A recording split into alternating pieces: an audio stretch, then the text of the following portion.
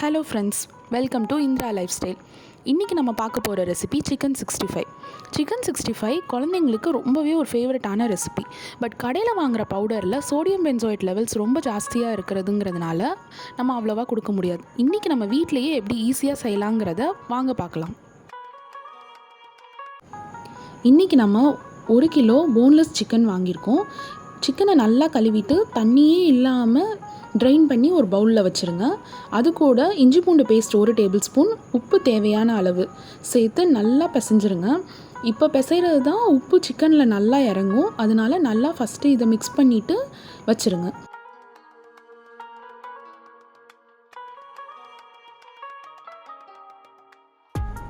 இது கூடவே ஒரு ஹாஃப் லெமன் ஸ்க்வீஸ் பண்ணி நல்லா மிக்ஸ் பண்ணி வச்சிடலாம்.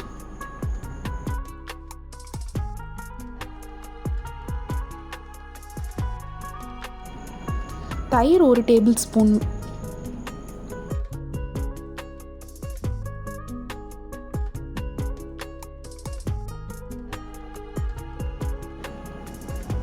மல்லித்தூள் 1 டேபிள் ஸ்பூன், மிளகாய்த்தூள் 2 டேபிள் ஸ்பூன், கரம் மசால் தூள் 1 டீஸ்பூன், கார்ன்ஃப்ளவர் மாவு 1 டேபிள் ஸ்பூன்,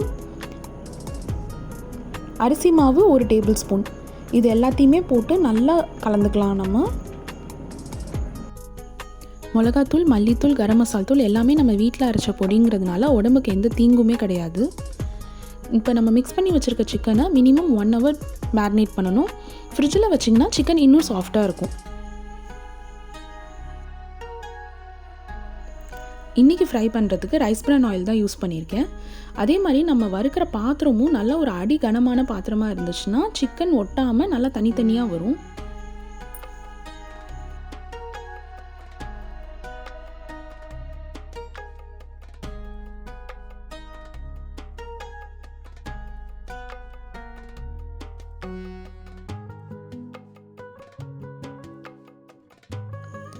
சிக்கன் முக்கால்வாசி ஃப்ரையாக இருக்கிற டைமில் அது கூட கொஞ்சம் கருவேப்பிலையும் கீறி வச்சுருக்கிற பச்சை மிளகாவையும் போட்டு நல்லா ஃப்ரை பண்ணிக்கலாம். இது மாதிரி பண்ணுறப்ப சிக்கனோட டேஸ்ட்டும் ஃப்ளேவர் ரெண்டுமே நல்லா என்ஹான்ஸ் ஆகும். ட்ரை பண்ணிட்டு இதை பற்றி கண்டிப்பாக கமெண்ட் பண்ணுங்கள்.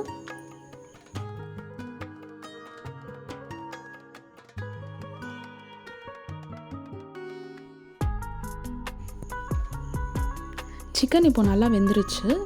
நான் ஹை ஃப்ளேமில் 3 minutes ஃப்ரை பண்ணியிருக்கேன் சிக்கனை.